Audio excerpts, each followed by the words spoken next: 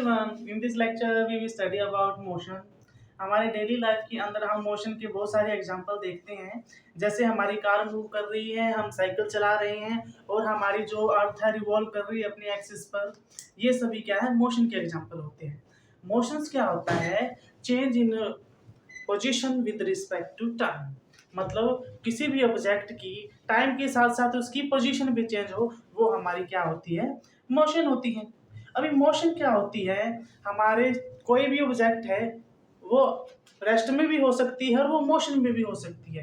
वो किसके ऊपर डिपेंड करती है? वो रेफरेंस पॉइंट के ऊपर डिपेंड करती है। अब ये रेफरेंस पॉइंट क्या होता है, वो हम समझते हैं एग्जांपल के हिसाब से। जैसे कि हम कार में बैठे हैं, हमारे हिसाब से जो पेड़ है बाहर से, वो हमारे क्या बैकवर्ड मूव कर रहे हैं। लेकिन इसका मतलब क्या हुआ कि हमारे हिसाब से तो क्या है, वो पेड़ क्या है, मोशन के अंदर है और हम क्या है, रेस्ट के अंदर है। लेकिन एक्चुअल में तो क्या है, वो हमारे पेड़ क्या है, रेस्ट के अंदर है।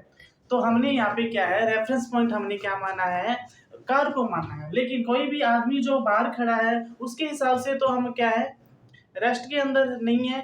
मतलब कि जो हमारी कार है मूविंग कर रही है। मतलब जो कार है वो रेस्ट में भी हो सकती है और मोशन भी हो सकती है।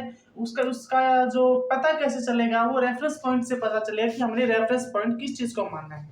देखो, जो रेफरेंस पॉइंट अगर हम ग्राउंड को मानते हैं, तो अकॉर्डिंग टू ग्राउंड जो हमारी कार है वो मोशन में होगी। लेकिन अगर हम रेफरेंस पॉइंट मानते हैं हमारी कार को, तो कार के हिसाब से क्या होगा, जो हमारे पेड़ है वो क्या होगी, मोशन में होगी।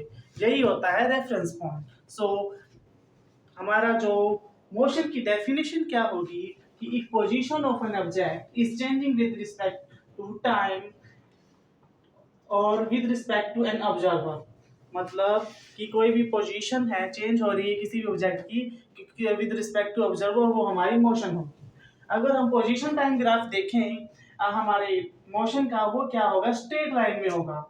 कि जैसे कि हर पॉइंट के टाइम के ऊपर हमारी जो पोजीशन है किसी भी ऑब्जेक्ट की चेंज होती रहेगी।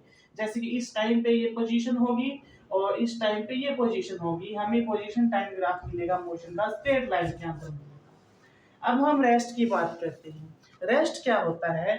अगर किसी भी ऑब्जेक्ट की पोजीशन चेंज नहीं हो रही टाइम के साथ साथ, वो हमारा क्या होगा, रेस्ट होगा। फॉर एग्जाम्पल ले लेते हैं, हमारी कोई मेज पड़ी है कमरे के अंदर, कोई कुर्सी पड़ी है, जब तक हम उसका एक्सटर्नल फोर्स जाकर नहीं हिलाएंगे वो रेस्ट पर ही पड़ी रहेगी, वो हमारा रेस्ट होता है। इसका हम ग्राफ देख सकते हैं, पोजीशन टाइम का क्या होगा, वो हमें पैरेलल टू एक्स एक्सिस मिलेगा। मतलब कि इस टाइम के अंदर हमारी पोजीशन ये रहेगी और इस टाइम के अंदर हमारी ये रहेगी।